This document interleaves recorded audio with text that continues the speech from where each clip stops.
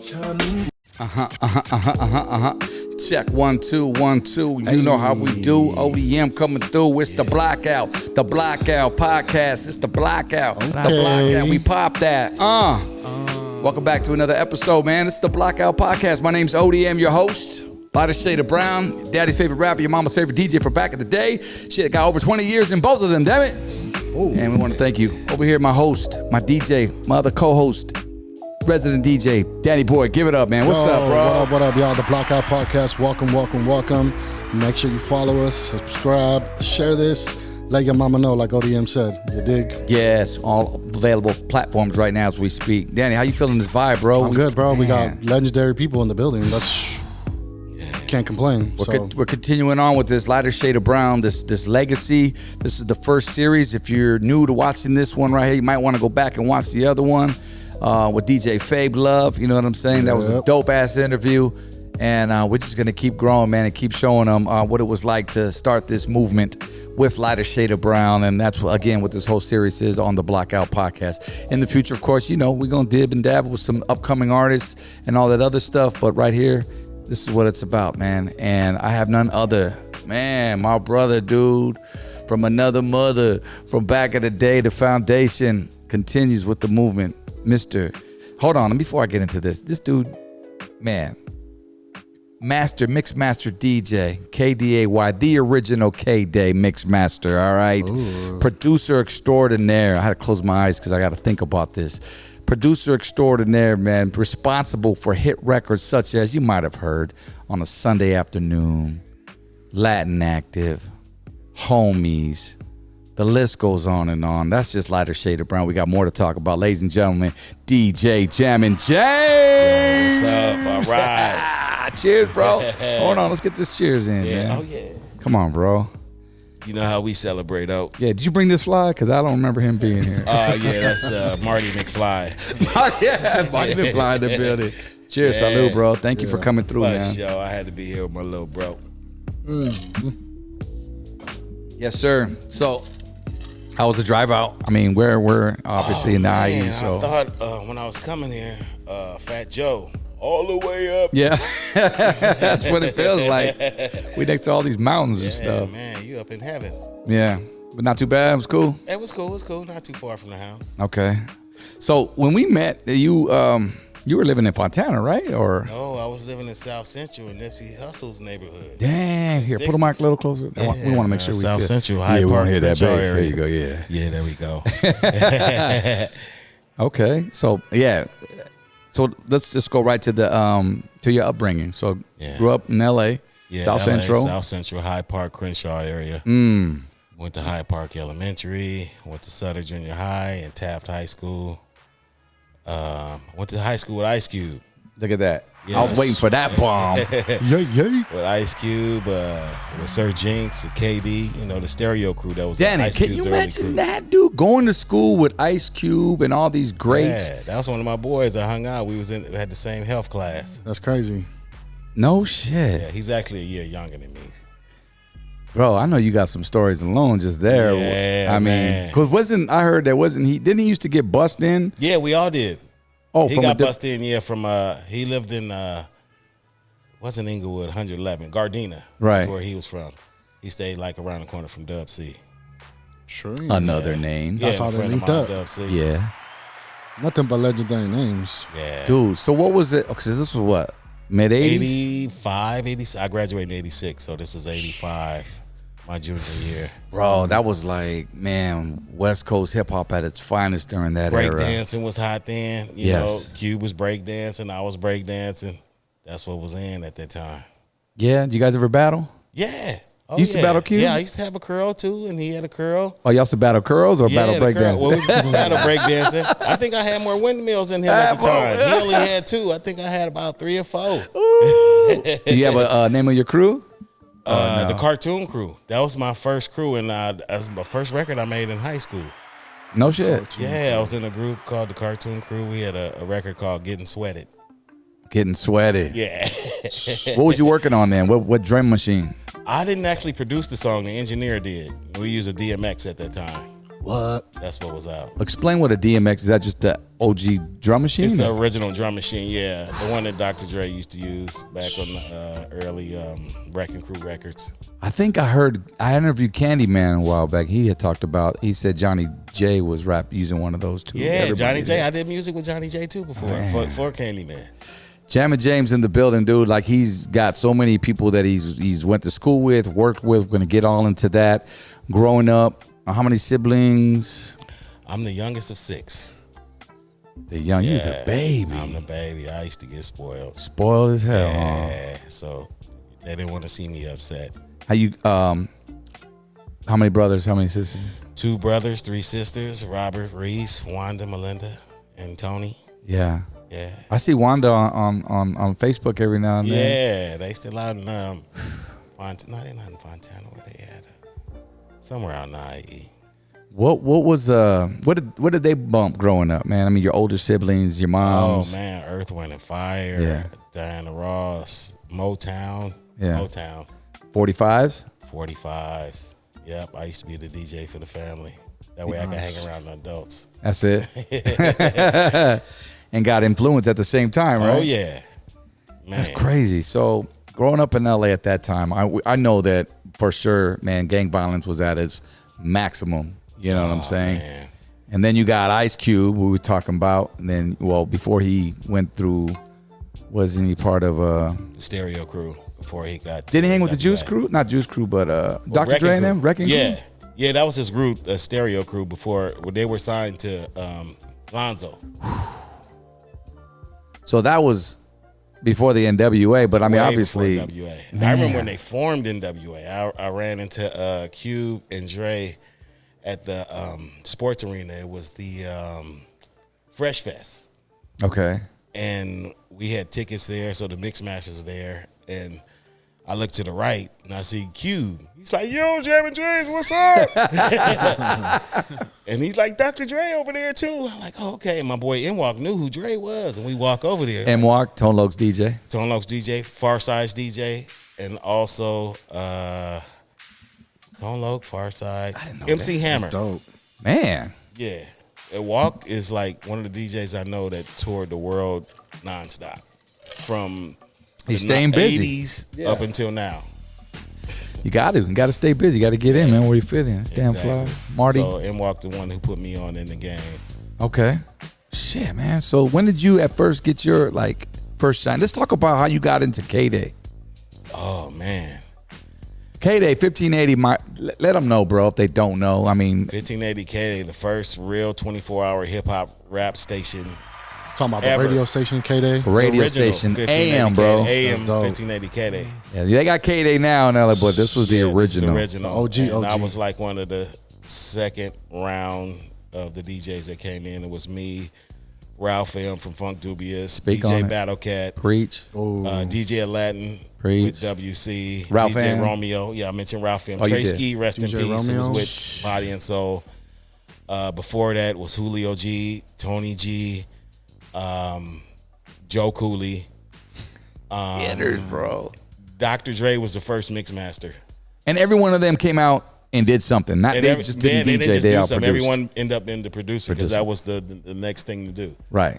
Still is, isn't it? Yeah. I mean, but I don't know if DJs are really like nowadays or really laying down the fabric Right. of making these records that made hip hop. Right. Actually physically touch the. Yeah. Yeah. No, I got you on that one. I think it was more special back then too, because and then those DJs you mentioned were put out platinum Yeah. hits. Everyone. Tony G. Oh man.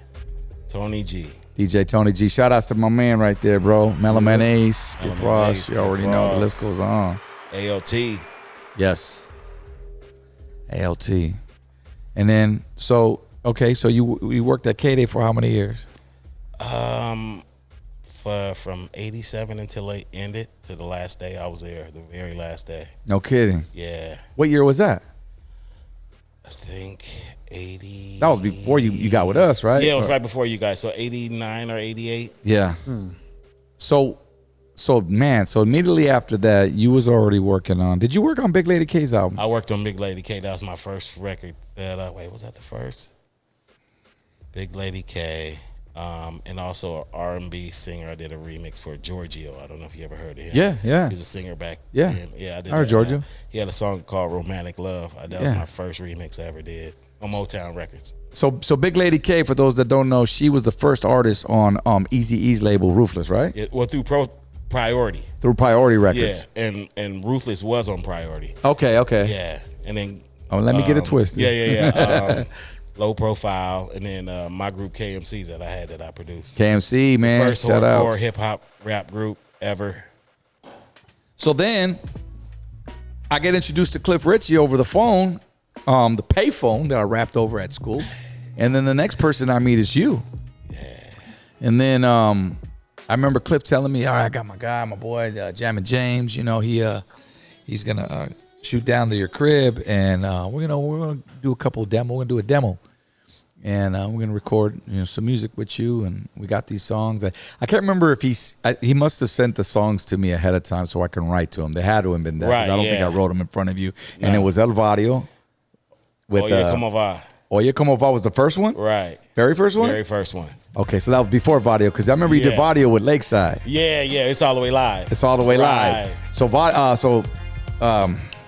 lost my train of thought. The other one, Oye Como Va was the first one. Yeah.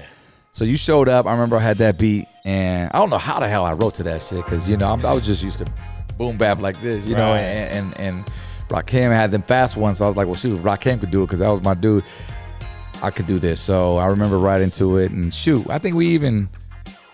Well, I don't want to get too far ahead. You ended up coming down to the house, my crib, my grandma's crib. Yeah. And we went in the room, and you brought your 4-track. Tell everybody what the 4-track is if they don't know what a 4-track is. A 4-track recorder. You could record 4 tracks. You put your music down. You can lay a vocal, add some scratching. Kind of like this, right? This little roadcaster. Yeah, exactly. It had these, but like it had a cassette in the corner. Yeah, and it's kind of noisy. It was hissy. Hey, you didn't have that HD Maxell. What was it? The high frequency. The Maxell, the Chrome tapes. Yeah. Like, don't even bother. Those are the days. So then I recorded that, man, and so what happened from what you know? Because what I know is that I know we shot a video for it, didn't we? At Riverside? In some hill somewhere. I forgot. I wasn't there when you guys shot the video. I remember. You weren't? No, I remember.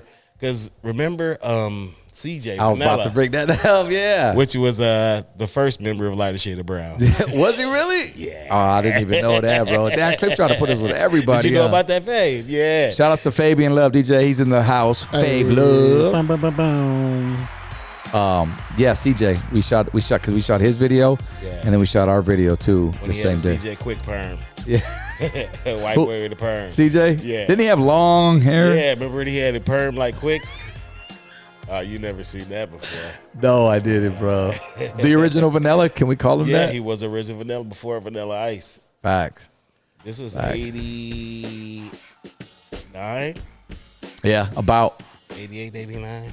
I was explaining to Fabian last podcast was I just remember we were shopping my demo as ODM, and then Warner Brothers and all these but Profile. They just weren't biting, and then Profile was about to give you guys a deal. Were they? It was between Profile and Quality, but Quality offered a video. Russ Regan. There you go. Yeah. Russ Regan. Rest in peace, man. Regan. I remember going to meet Russ Regan the first day. He's like, hey, you know what? You remind me of Barry White. Can you sing?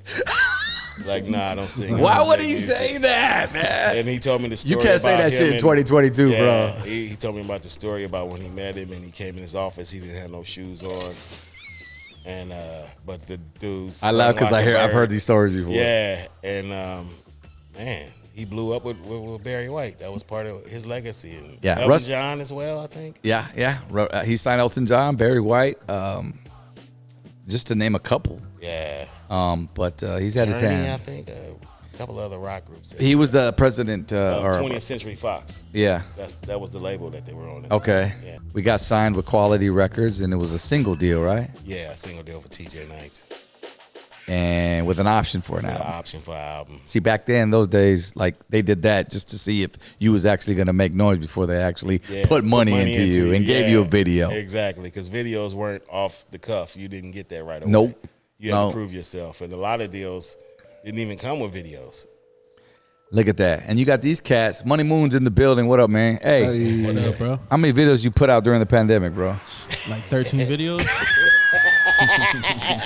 Who paid for them, bro? Me, out of my pocket, bro. Out of his pocket, bro. Come on. You couldn't do that back That's then. what you got to do now. You couldn't do that back then. You didn't have the resources for it. You got to have at least 50 racks back then.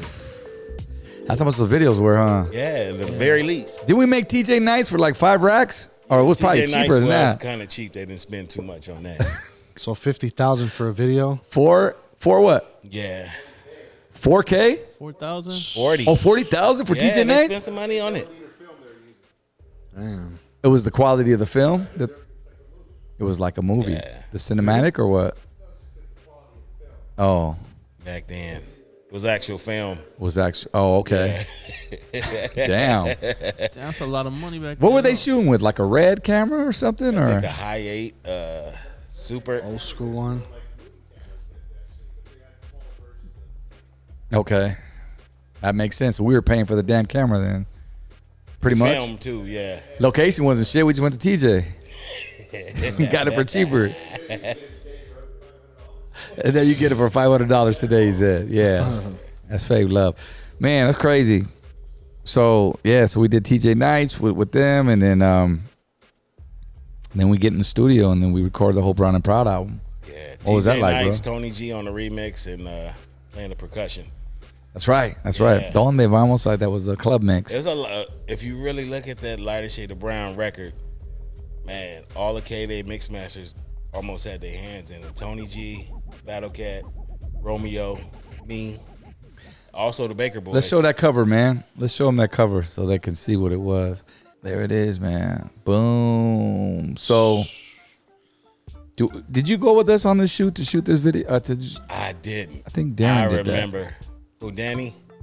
Alien Danny? No, the guy. You forgot the alien, huh?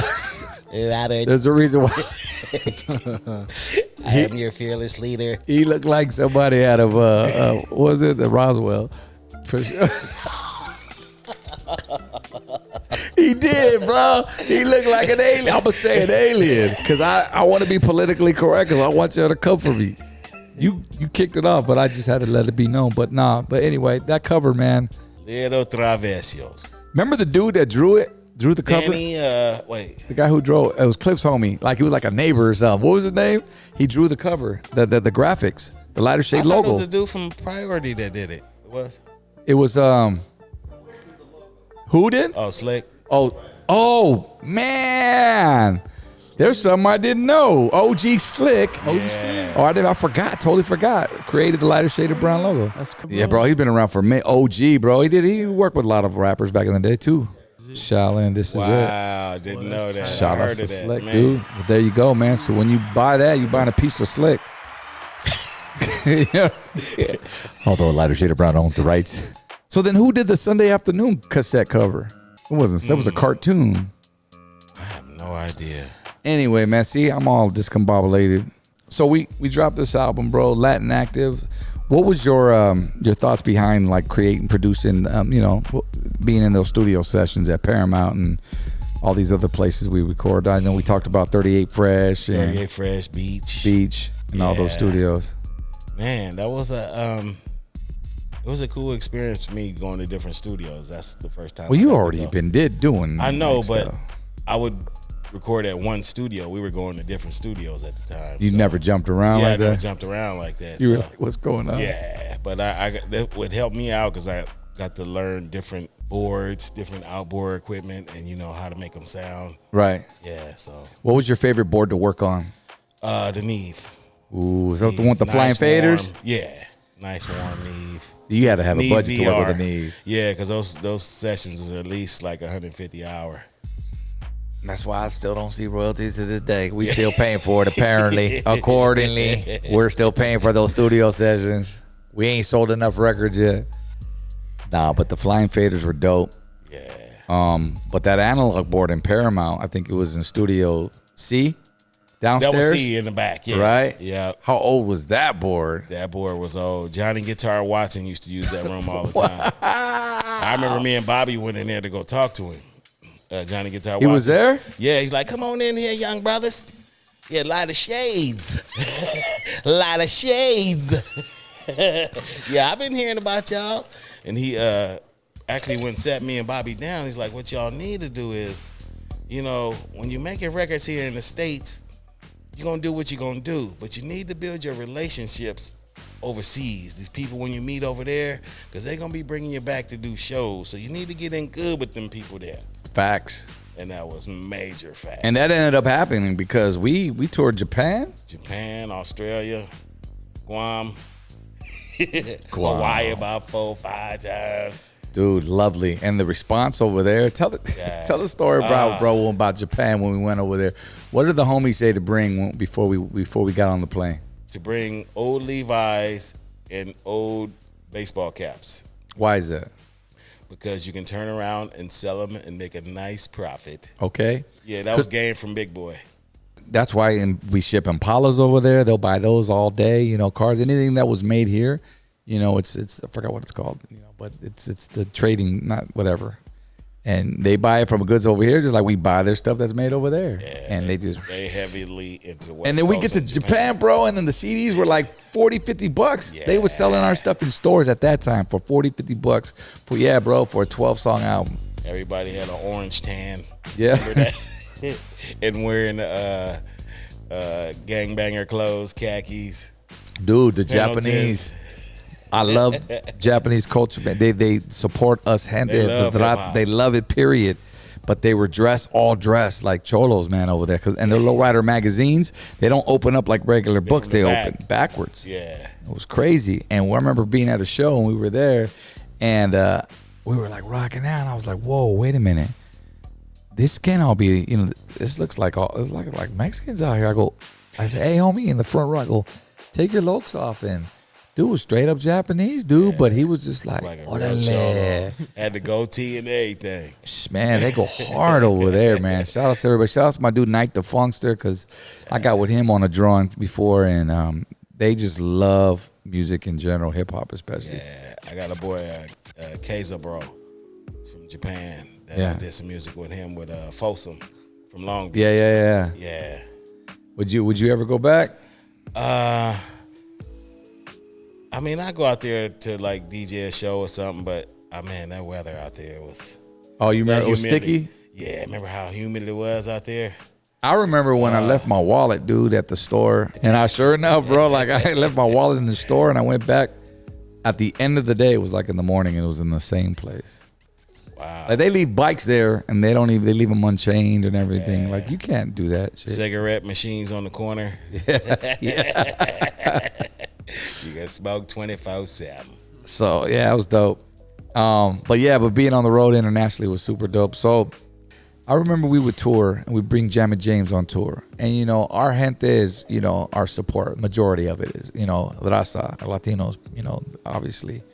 And I remember we'd bring James along. And I remember we were in Washington or somewhere, bro. Yeah, Spokane. And they sweated us for having a black DJ.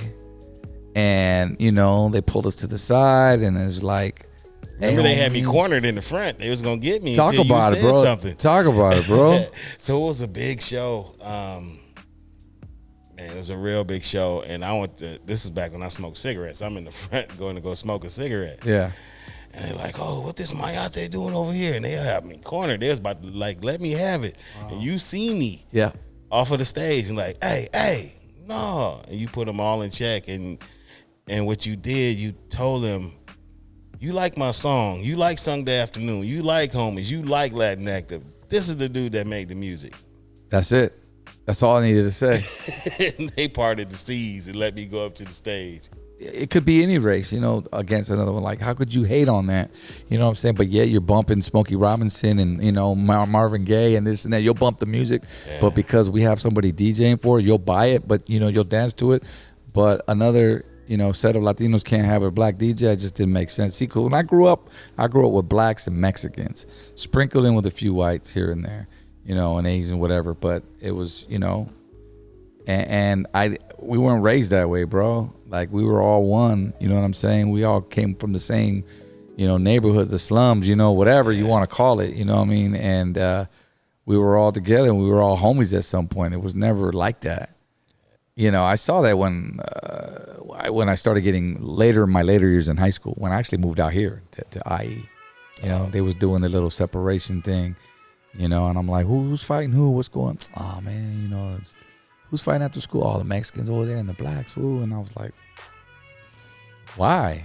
You know, I didn't understand. I still didn't understand, because I didn't come again from that. I was raised in, you know, Santa Ana halfway through my high school years, and I moved over here, and then that's where I got wind of that. I was just like, people in my neighborhood, you know, they're like, oh, well, you working with these Mexicans?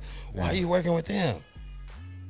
Cliff showed me, like, what really made me want to work with you guys. He showed me a Billboard magazine, and he showed me, it was, I think, Mellow Man Ace and Kid Frost, and then all the other black rappers. Like, what you don't see on here? You don't see a Mexican rap group. A group. That light went over my head. Like, oh, he's right. yeah. I got to go full board with this. Yeah. And it happened. So you saw what you saw, and then it just clicked, the light in your head. Yeah, Like, man, I got to do this. I got to keep this oldie sound. so you felt the wave. You already knew. Yeah. You saw the wave as it was Early at happening the with Mello beginning. and Frost. Yeah. I saw where it was going. I loved them songs that they had, and I see where it was going. And I saw a whole nother culture that's not being a part of this, that, like, y'all cheating these people. You're cheating the Hispanic people out of knowing about their history and about themselves and what they're going to mean to hip-hop later on. Right. The fact that we're doing, and let me ask you this. What are your thoughts on when they call us Chicano rappers? It's just rap, man. It's just like, to me, I don't like that put on there. It's still hip-hop. It's still rap. You know what? And I'll catch myself saying it just because it's been embedded in my head so many times. Yeah, that's Like, what media put out there. You know, oh yeah, you know. I've never called my rap Chicano rap. I may have called myself, you know, maybe seldomly, like Chicano rapper, or I'm a Chicano who does rap. Right. But very rare you'll hear me say, yeah, I'm a Chicano rapper. Like, I'll say I'm Chicano, sell my hat, you know. But it was always hip hop. Stop doing that to me. It's all hip hop. Right. Don't just because you're Mexican, you're Chicano. As far as your rap, Yeah. it's still rap. Like, don't segregate it like that. I've heard others talk about in interviews how Chicanos or whoever's Mexicanos that are rapping, those that try to sound black, you know, or I've even gotten that. Hey, homie, why you sound black, homie? Remember they used to tell us that, bro? I swear they used to tell us that all the time. Hey, homie, why you sound black for, homie? Why you sound like the Negros and this and that? I go, what do you mean? I didn't understand it. I go, bro, this is the way I talk. This is the way I was brought up. You know what I'm saying? Like, It's the music I listen to. I'm rapping like the music I listen to. and the people I hang around with. Yeah. You know, I wasn't, now granted, I didn't grow up around a bunch of, you know, Mexicanos who use the N-word, because that's a thing these days. Right. You know, that was unheard of back then. Yeah, you couldn't do that. You know what I'm saying? But I grew up a handful of blacks and a handful of Mexicans, same thing like that. And that's just the way it was. I wasn't part of a clica to where I was banging and I was talking, hey, Holmes, you know, like that wasn't me. And I'm sure if I was, I probably would be talking like that. Because you're a product of your environment. It's who you hang around with. You know what I'm saying? Where you from is where you was raised at. I could be wrong. I don't know. Comment below. Let me know what you think. But I just call it as I see it, at least for me anyway. So I would get that a lot, you know. So I hear these other guys talk about, well, it's like there is a thing called Chicano rap, you know. So, and there should be Chicanos, you know. Chicano rap is fools from is homies from the neighborhood, and they're representing, you know, their neighborhood, and it's the culture that they rap about, and this and that, and it's the way it's the sound. So is it supposed to be like gangster rap for Chicanos? I think it's everything else but just sounding black is what it is. Oh, okay. I think that was the message that we're trying to, because and at the end of the day, I did kind of side with them in a point, because I think they mentioned something about don't try to sound like them, meaning black rappers. Right. Pave your own way, because Mexicans aren't gonna buy your music because you sound black. They're gonna buy what they like. They gonna respect you for who you are, and I'm like, I don't know. I kind of see their point, but To me, I mean, I think they might be limiting themselves. They could be taken around the world instead of keeping it regional. you know what, bro? At the end of the day, I'm an old school hip hop artist, bro, and I'm a dude that learned how to freestyle in the zone. I sat in my room and I ate this thing called hip hop, bro. I loved it. I breathed it every single day. You can attest to that, bro. Oh, yeah. Having 3 records out, was I not battling out there at every freaking concert? Yeah. Whoever wanted to get it, I was still out there. Fabian will tell you, man, I was out there, and Bobby would be like, "Hey, you ain't gotta do that no more." Nah, but And we it's in your signed. heart, I dude. go, man, this is what I do, bro. I call it. It's in me. So, you know, for people to say that, try to judge, you for the way you sound, and nah, bro, this is what made me. This is where I'm at. I grew up on Rakim. I grew up on Big Daddy Kane. Cube, Black Sheep.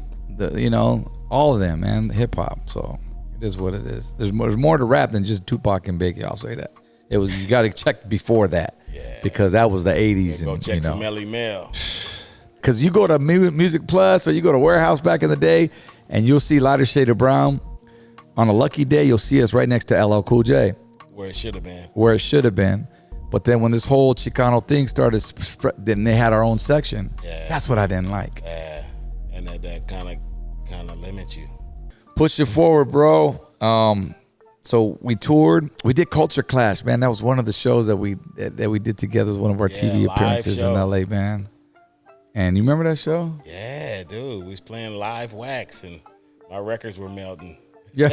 What do you mean? Talk The about lights it. were so hot that They were warping. We were inside, though. We were was indoors. inside, but the studio lights were so bright, I had to keep changing records. Ain't that some shit? That's crazy. See that, Danny? You ain't See, got I to worry didn't- about that right now. I didn't find out records warped until I left my vinyls, the Serato, Yeah. in the car. Oh yeah, definitely. I And then killed a I few go in the breaks next like day, that. and I was and it was bent, Yeah. and I was like, "What is this?" And Because then even when we did the video shoot, I think I went through maybe about 8 pairs of Hey DJ. Look at that, bro. Because the lights were just so. You always had to bring backup, huh? That's why DJs had doubles, huh? Or triples, yeah. huh? But the DJ, How they always many took care of the records have DJs. you got from the record company? Have you got boxes Nah, bro. I mean, of your own record? I couldn't even tell you, because every time I got something, I gave it away. Like, I never kept something for myself. Like, people would ask me, "Hey, homie, you still got?" Nah, man. Like, I give my shit away to fans. But no, you're right. I mean, DJs would always, because the vinyl would come out first. Yeah. Yeah. So let's talk about who you've produced outside of Lighter Shade. Continuing on. So out of Lighter Shade of Brown, bro, Moons. I know we got let's bring the first one up on the screen right there. Pick one, anyone. I don't care. Because this man's got a lot of projects that he's worked with. Shaq. Shaquille O'Neal. Tell us about Shaq. Shaq Daddy. Oh, Shaq Daddy, good brother. Shaq-a-doodle. You Can't Stop the Rain. I did a song with Shaquille O'Neal and Sauce Money, who was also down with Rockefeller. Okay. Yeah. What was that like, meeting Shaq? Did you work with him in the studio, or was it one of Worked those? with him in the studio. Send him at the his track. house. Okay. No, it wasn't At his house? At his house in Orlando, Florida. like that. Yeah, he flew us out first class, man. We got to go to the Orlando Magic game. This is before he came to the Lakers, right before he came to the Lakers. Oh, okay. That makes sense. Yeah, and which was good too. He was letting me know, "Hey, I'm coming to the Lakers." And Oh, he I gave was you the he 411 already? gave me the 411, and I was telling some of my boys, like, "You lying? He ain't coming out here. Bet me $1,000." He's coming out here. He was there. Yeah, give me that 1,000. What was it like hooking up with Shaq at that time? Because I mean, I know he was doing things in Orlando, but not to the measures of what he did in L.A. You know what I'm saying? Yeah, Winning brought us to championships. championships, but even still going to the game, sitting down on the courtside floor, and going back right after he ended up scoring 40 points, he goes home, get dressed, come in the studio, knock out the song. How tall was that tripod or mic that he had? Did they make him big enough, was customized for huge, it? They needed a C clamp. What do you call it? Like his C-stand board, for his ass? his board. I think he had a Focusrite console, and it was like up to my chest. The board was so high. Oh shit. Yeah. Wow. His own board at his pad. Yeah, It was board, custom. full board. Custom, He had an full engineer and studio, everything there? Engineer had a separate studio. We took a break, from recording. Went in his backyard, rode the Sea-Doos. He had a lake in his backyard. Oh, okay. Yeah, because in Florida they just got a whole. He had like 10 Sea-Doos. Did you brand get to see new. the fish tank? Didn't see the fish tank. I I saw his weight Shaq's room. big on fish or what? Yeah, I don't know. I was watching that show Tanked, and they went in his house and built like a diesel truck, and they made it into a fish tank. It was crazy. It's dope. Oh man, dude. So what was he like? I mean, did he write his lyrics in the studio? No, he already had the song finished, and what really amazed me, like after he get through playing the game, he comes in, he walks in. I'm looking at this dude. He's has some mink slippers with diamonds in them, and a belt buckle match with diamonds in it. And he walks in like, I'm ready. He go in there, knock it out first time, the whole song. Yeah, It's tight. really. The whole song. Dubs and ad libs and everything. After playing a full basketball game, scoring 40 points. It was like his therapy. Man, that dude was a hip hop fanatic. Then after that, we went to the club, chilled out there, Orlando. Yeah. Had a ball out there. His cousins showed me a good time. Yeah. Oh, Montel Jordan, this is how we do. He was not our label mate, but our management. Yeah, him. And Paul also managed Warren G at that time too. Yep. Coolio. Yep. So what songs do you have on? I did a song on there. I didn't produce it, but I did scratching on there. So it's Montel Jordan featuring DJ Jammin James. It's a song called "It's Over." Dope. So I'm scratching in the hooks. Yeah. Coolio. Another label mate right there. I also produced the song 1, 2, 3, 4, something new on that album. Woo! I produced Get 4 your songs credit on that album. On the flow. Gotta get up. That was the joint. Yeah. Man got hits, huh? That was the one after Fantastic Voyage, right? And then there's an album after that. I did a song called "Hit 'Em" with him and Razcast. Dope. Craig Mack. Okay. I worked on Craig Mack's second record with me and Eric B from Rock Him. Yeah. At Eric B. Dr. Doolittle soundtrack. That's right. Waterboy soundtrack. That's right. Yeah. You made me want to Scary go watch all these movies now. Scary movie soundtrack. No shit. Me Vida That's my, Loco my wife's soundtrack. favorite, one of her favorite movies. Reality Bites with Winona Ryder and Ethan Hawke. What's the movie Coolio? Gangsta's Paradise. What was that? What was that one called? Dangerous Minds. Do you recall? Okay, Bobby, man. Bobby! Because Bring it. we were supposed to do a song on that. We auditioned for that movie, for starters. We Okay. auditioned. We didn't get the part, obviously. But we went to the studio and we were supposed to do a song for that. I don't know. I thought you produced it or somebody did. And, and Bobby never made it to the studio. And they said, all right, screw these guys. Let's get into Bobby, man, situation. I want to get, mellow out here just a little because we all have our stories. I'm my man, my brother. You know what I'm saying? We're all brothers, bro. We all started this from the beginning, from the get-go, together. And we've done amazing things. We've seen amazing things. We've laughed, we've cried, we've fought. But that's, I think, what builds a stronger relationship. Talk about that real quick when you first got that phone call, bro. My wife told me about it because my wife's a big into Instagram, and she found out about Bobby passing away, and she called me, and I was devastated. She said, we got to go out there right now because I know how you feel about Bobby, because even when you guys got back together, every other couple of shows, he would call me and tell me how things went, and he would always report to me every time. Like, yeah. So, and I would always try to uplift him as much as I could. I knew his situation. Even when he was staying out in Hemford with his brother Pete, I would go out there because I was like, go out there, sell tracks to people out there that want to, get some music.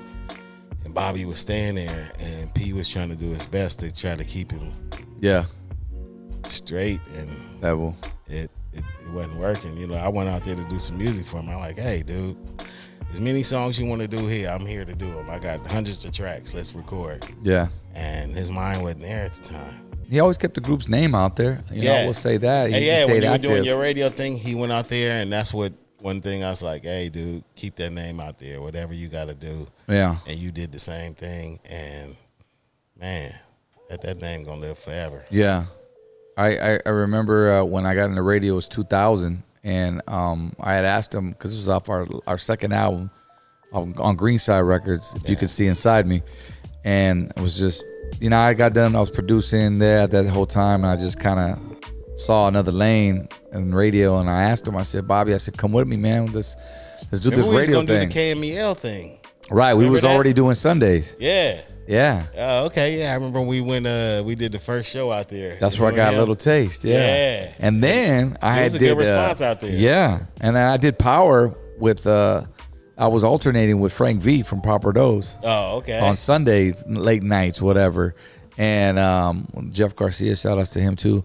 But then I stopped doing that, and then so I already had a little flavor, got my hands on it as far as radio goes. But I was ready to do it. Jesse Duran had hit me up, the program director here at a local radio station 991, and was like, "Hey, dude, we got an opportunity. You said you was down to do radio 5 years ago. Now's your chance." I was like, "Let's go." So I said, "D, let's go, man, Bobby." I go, we got a chance, bro. I go, this will help our music career too. They go hand in hand. Yeah. But I guess he just had different views on it. You know what I mean?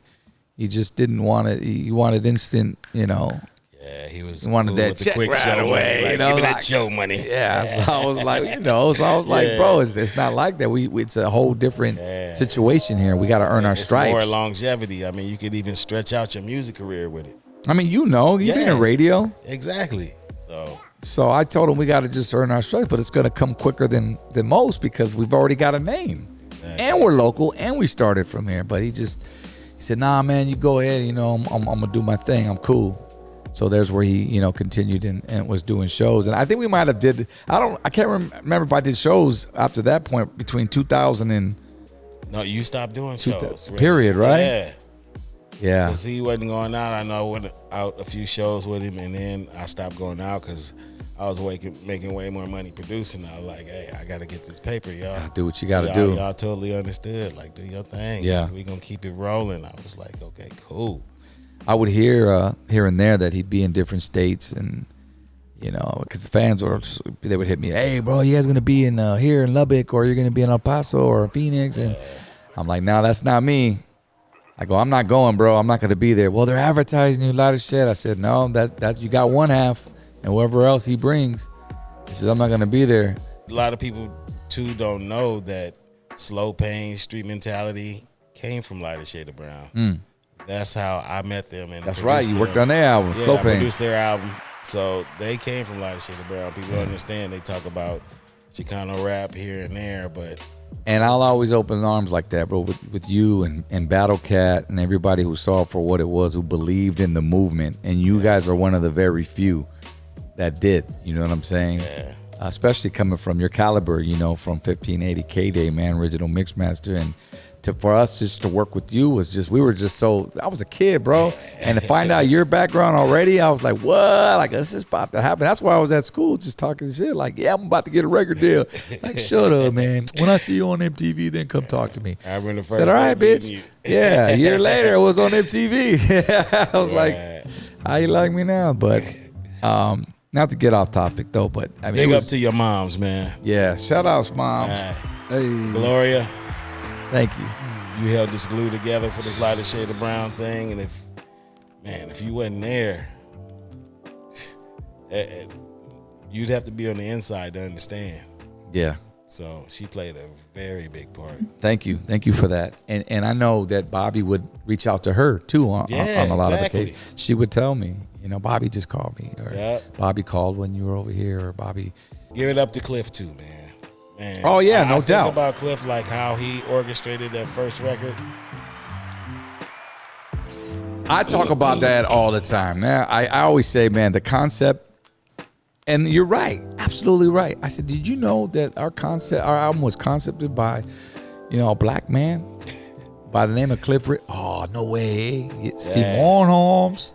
You better believe it. He painted that way because when I came in this business, bro, I was rapping Rakim lyrics. You know that. You guys know that. He was more of a freestyler. Freestyler. There wasn't no stories and concepts and songs that you talk about 100 uplifted people. Yeah, I just wanted to rap. I was a battle rapper. You were getting 100 verses from me, 100 bars. Because I didn't know what a chorus was until I met you. I didn't know what a hook was or a verse was until I met you. I didn't know about 16 bars or 8 bars or 4-bar breaks or bridges or blah blah blah blah. What the hell? I was, but if you told me to do it, I did it. We did it. Yeah. And you guys molded it, man. So I want to thank you, brother, for being the big bro. And this man, I'm telling you, man, he's done a lot. You know, Fabian, everybody, you know, who's all part of it. He was my protege, Fabe, you know. Fabe was giving you up.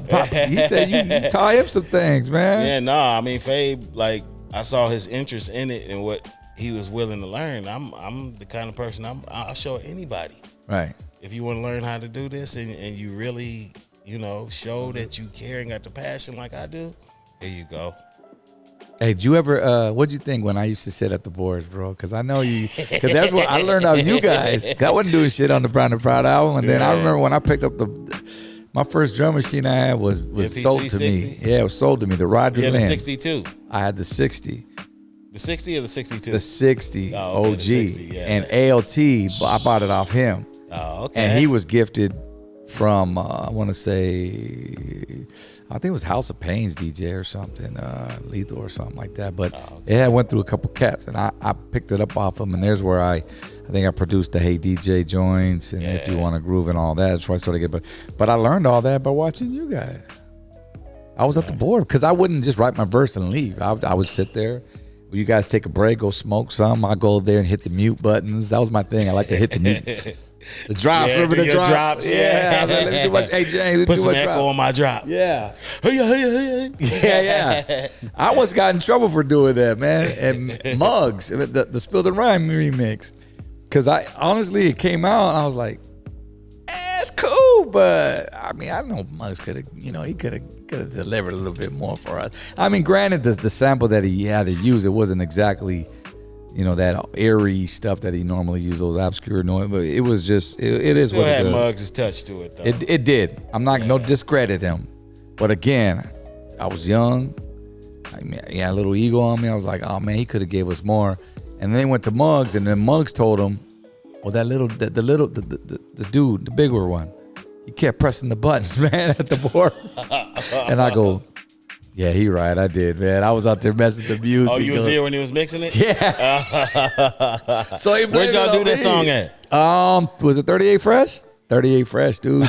Muggs was at 38 Fresh? Yeah, he just came in and knocked the remix out of Spill the Wine. Mike Green did a lot of producing too. Yeah, did he? Who did he do? He produced somebody I couldn't believe he did. Yeah, I gotta look it up. I gotta Google it. But man, those are one of those many studios we rocked out of. That's when we started out. So that's crazy. Where can they find you? What you doing these days, man? I still DJ weddings.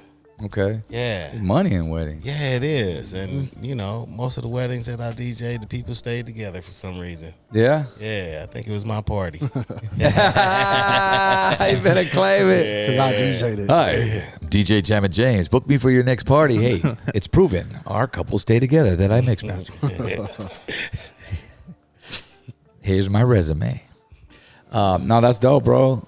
I can't do I do the side gigs too, man. I'm like, weddings are just a lot of work, bro. I mean, it's it's money. Certain playlists you got to get together, and certain way you got to DJ. Other than like if I'm playing some straight hip hop stuff, it's a lot of work when you got to do the ceremony, the reception, the ladies and gentlemen. Right. But once the party starts, you got like 2 hours max to just banger after banger after banger. Right. Boom. I like doing like the I used to do with Uncle Jam's Army, doing the intermission for the concerts. Oh, okay. Yeah. Rest in peace to my man Roger Clayton. Can you tell the Roger Troutman story? Rest in peace about Roger Troutman from Zap. Roger Troutman from Zap. Last one. Where were we? Oh, wait, I got another story about Melly Mel too. I got to tell you. Okay. So Roger Troutman, we're in Spokane, Washington. Yeah. Somebody broke into my Cadillac and stole my DAT player. I didn't have a DAT for the show, so I rushed to the airport. I had the DAT, so I took it with me. I talked to Roger's road manager. He said, yeah, Roger said you can use his DAT player, Young Blood. And I get to Roger's room. He's like, what's happening, Young Blood? I get there. Roger comes to the door with his tighty whities on. What a towel. And he didn't have no towel on. He just had no shirt and straight tighty whities. And he had the DAT player in his hand. He explaining it to me. He's like, all right, you push this button here, you eject it right there, you put your dad player in. And I look in the back of the room, Roger had 2 stallions in there. 2 bad ones. Wow. That explains that, bro. Yeah. I wouldn't expect anything less. Yeah, that was pretty wild. He was doing the Diddy. Yeah, Roger was a cool dude, man. We did hundreds of shows with Roger. Yeah. Just in a matter of them 2 years. Zap just celebrated their 40th. 40th, last year. Yeah, 40th At the, anniversary. Toyota. Yeah, It was man. cool.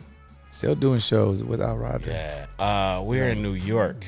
Oh snap! I So want to hear this. we just hip hop fanatics, and we just like, hey, forget the road manager. Yeah. We're going walking around in New York. Ah. So his old story is 2 Mexicans and a black dude. Yep. Walking in New York. Yep. Yep. We walking down the block, look across the street, see a mob of dudes coming out of a building. He was like, "Oh We shit." keep walking like, oh shit. Yeah. But we keep walking, and then we look over there, and they looked at us.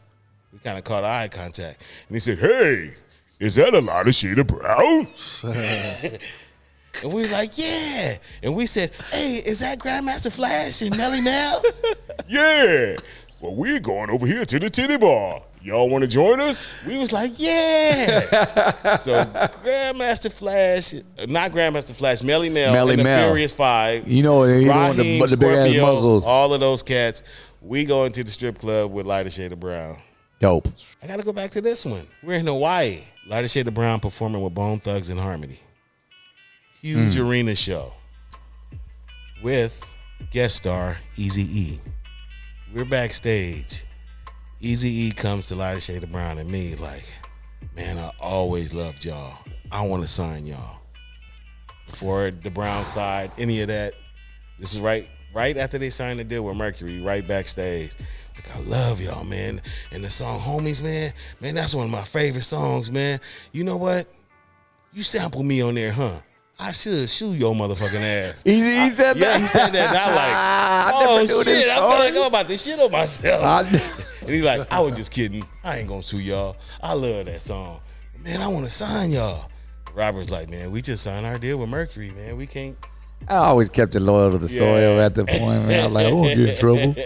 You know, but he did end up interviewing us later on 92.3 on DB. 92.3 with the, we was at Lollapalooza. Was Remember it? we performed?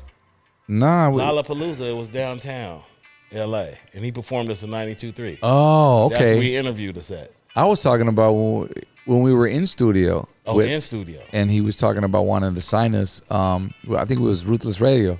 Oh, okay. And it's that was what- after then. Yeah. Yeah. And he was talking about, he was like, hey, man, after we got off, and he was like, yo, man, what I got to do to get y'all on my label? I'm starting this Latin rap label. True story. He goes, what, I got to buy y'all got to buy y'all out or something like that? I go, well, yeah, because I told him, you know, we're on Mercury. He goes, so I got to buy y'all out? All right, well, consider it done. And that was it. And then a few months later, he passed, I think. Oh, one more story about Homies. Let's go. Let's Homies go. was a hot song. That story. When I'm tracking the song Homies Yes. at Paramount Recording Studio, Yes. Studio B upstairs, I'm doing the scratching. So I'm scratching in NWA is from Ice Cube. My homies, we said, my homies see me at the motel. Right. And Eazy-E was like, my homeboy, anyway, I'm in there doing the scratching for the hook. Who comes in while I'm scratching? Tupac. Wow. Tupac says to me, he waited till I did the scratching. He didn't say nothing. He's standing at the door. Stoker will tell you this, and Romeo, because Romeo ended up doing something for him. He was like, you know, man, I'm downstairs in the studio, and we working on the beat, and the beat is whack. I got money, you know. Can somebody come? Can you fix it? This fool pulled out a wad of money. This was before Death Row days? This is way before Death Row. He was working with the Outlaws downstairs. Okay. This is way before Death Row. I think Me Against the World before that? this was right when Homies wasn't 92. released yet. We in the Oh, studio. okay. So it's this right would be after 91. Digital Underground This stuff. is 91. Yeah, okay. I said I had to finish my scratch and I couldn't do it. So Romeo took the drum machine downstairs and did the beat for Tupac. Which one? It was some song he did for the Outlaws. I was like, damn, I just passed up doing a song from Tupac. Man. But I put Tupac used my drum machine, the same drum machine So, that's that made it. Homies. That's the claim to fame right there, homie. All love, dude. Any more? One more. So I'm at Yab Yum Studio to play some tracks for Babyface. Yeah. And my boy Romeo, because he knew Babyface, and he the one that introduced him to me, like, oh, my boy Jammin James, the producer, he got some tracks.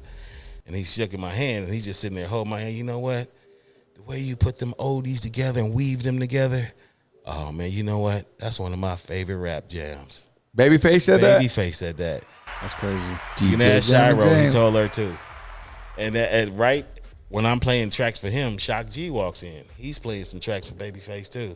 So he's starting to tell me Tupac stories, and we sitting there kicking it, and just, man, that was a special time. The oldies just came about, and how we took it mainstream by flipping it, because nobody was doing that. Nah.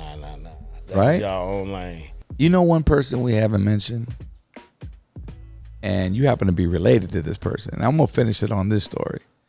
If you bought the first Brown and Proud album, it had no hook on it. It had no chorus, right? And so the label said, well, we're going to go to radio with it. We need a hook on it. Mind you, Latin Active was already out, because Sunday Afternoon was our next single. Well, lo and behold, I heard this song, this female voice on it, and it was Shiro. Shiro's related to you. That's your cousin, right? Yeah. See, if you guys didn't know that, how did that go down? How she ended up on our tracks? Wasn't it a phone call? Yeah, my uncle Teddy, which is her uncle. He said, I didn't even know her till like I was 19. Yeah. And I found out she was my cousin, and he's like, cause she was feeling down or something, and he told her, come to the studio, hang out with your cousin Jammin James. And when I was doing Latin Active, I had my sister come sing the hook. I had a few different people come in and sing it, and they just didn't fit it. And I brought Shiro in, and I just told her, hey, here go the song. We changed some words around, and she went in there and sung it and just nailed it right off the bat. Did she do Sunday and Latin the same day, or? No, she did Sunday Afternoon first. She did Latin Active first. Latin Active she did at Beach, I believe. Okay. And Sunday Afternoon was at Image. That makes sense, because that was the Jason second Roberts, single. the same Latin dude that Active. did, Right. everybody. Yeah, dude. That's crazy, man. That was dope. I remember Latin Active Sunday Afternoon at the time, and Shiro killed both of those. Hands down for sure. Shiro, what up, baby girl? She has a lot to do with She this had a group record as out well. on Scotty Brothers too. All the stories, hearing the stories, and I'm telling you, man, we can go hours and hours for this, man. And I'm sure there's gonna. So when you leave, you think some out there, but the important thing is we have him right here, man. And I always, I'll call him every now and then. I'll text him, hey, remember this, remember that. Like, I just love talking about memories. Even when fans come up and they always say, dude, I remember seeing you at this car show here in Fresno back in the day, or this happened, or your limousine broke down. Australia. You know what I mean? Australia. Hey, mate, show us, please show us. damn. Dude, James, he would keep us cracking up, bro. Him and Bobby. It was about having a good time. Man. Bobby was funny. Bobby could have been a comedian, dude. If Facts. he knew how to structure his show, Yeah. he could have pulled it off. Yeah. Well, we're going to wrap this up, dude, because I know we gone too long. We can go an extra hour. I would love to squeeze some more ads in. I ain't mad at that. No, but thank you, James, man, for real, bro. Oh, Bottom of my heart, bro. Thanks for coming through, I had to accepting to come come see through, you, man. Yeah. And you were the first ones to respond. So you and Fabe, actually. So continued success, bro. Bless you and your family. You got your daughter, what, 12? I got a 9, 20-year-old, and a 24. Oof. Got any grandkids coming? No grandkids. My No. boys ain't trying to go out like that. They ain't trying to go like that. Are they aspiring DJ, or what are they do? Completely. One plays football, the younger one, and the other one's just working. He worked for the city, so. Okay. Thanks, James, once again, man. I'm wrapping it on, man. I appreciate you, brother. Love you, man. You and your family, man. Give them hugs, all that from me. Will do. My fan band, bro. We'll catch you along. We'll do a little barbecue here, man. You know what I'm saying? Sometime. Scratch it until up, you scratch come it to the up. house too, man. Hey, you get down with ceviche? Danny gets down on the ceviche, bro. Okay. Seafood? You like seafood? Yeah, I'm a fish man. Okay. I like fish. Cool. I'm gonna have to- Catfish man. I've never actually done fish, but Oh, okay. I'm open, Yeah, to I like do it. shrimp as well. Yeah, we'll have to do that. Have some modelos, you know what I mean? Or Some you meat. just throw the carne asada on the grill. Hey. Do I gotta have him that. try the ranchera that I brought. There you go. What you talking about with that? It's meat, so it's you gotta try it. That's all I gotta say. Okay, I know about that, man. Half my family. That's why, no, he's saying what's half up. my Well, family is Hispanic, so yeah. We're gonna have to set it up. You knew what this was when he wrote in with the modelos, motherfucker. Come on. Modelo time, fool. The Blockout Podcast. You can check us out on all social media platforms. Please, this video right here, give us a like, give us a share. Hey, more Lighter Shade of Brown stories coming on the way, so stay tuned for that. And that's what we're doing for this whole web series for you podcast, man. We're new to this, but it's not like we're new to this. You know, we've been doing this for years. But this podcast thing, man, is just crazy. And I'm fortunate enough to have my brother Jammin James on here, DJ Fabe Love, and we got more in store coming your way. So at the Blockout Podcast once again, and tell somebody, DJ Danny Boy, man, much props to you, my dude, for holding it down with the Thank you, music. guys. It's dope, man. Nice The respect, relationship, brother. you know, that you guys have. And like I told him, dude, I mean, I barely started DJing. I'm on year 5. Oh, okay. And don't stop. Keep I mean- practicing. That's what Battle Cat told me. Don't stop. Keep practicing. Don't stop. Keep practicing. I think what motivates me is just the relationships. Like, I see the relationships you guys have, and it just humbles me every day. It's crazy being on the road. I just got on, going with them now, and it was just crazy. Also, make sure you guys soak watch. it up. There you go. Shout outs to Money Moons, man, behind the switches, hitting Money switches. Moons, hey. Yeah. I see Money Moons out there on the road with you doing your thing. I appreciate it, brother. Yeah, Keep thanks, that bro. It's an going. honor to be up there, man. Yeah. Straight up. Hey. And I get compliments all the time about him. He did not once, because, I got to go around and explain, Yeah, I know how that'll go. hey, man, he ain't going to replace Bobby. I'm like, dude, he's not trying to. He's not trying He's to. Money He's Moons. Money Moons, and he's doing his thing. And he's part of this Lighter Shade thing. And y'all respect it because it's still going. Yep. And he covers my breast, bro, like I dead on, like almost like Bobby, bro. See, that's what you need. And he's a fan, bro, from day one. And I knew it when I gave him a week. So I said, bro, you want to come on the road? And he goes, all right. He went home, and what'd you do, bro? You watched every single video, every show. Went on YouTube and Googled a lot of shit of Brown Live. Watched all their videos. So I know That's how you every do hit it, of Bobby man. used to do. That's Yeah. crazy. Hey. So anyway, on that note, man, much love to Money Moons, everybody, the crew. We'll catch you guys on the next one, man. We love y'all. Peace. Yeah. Peace.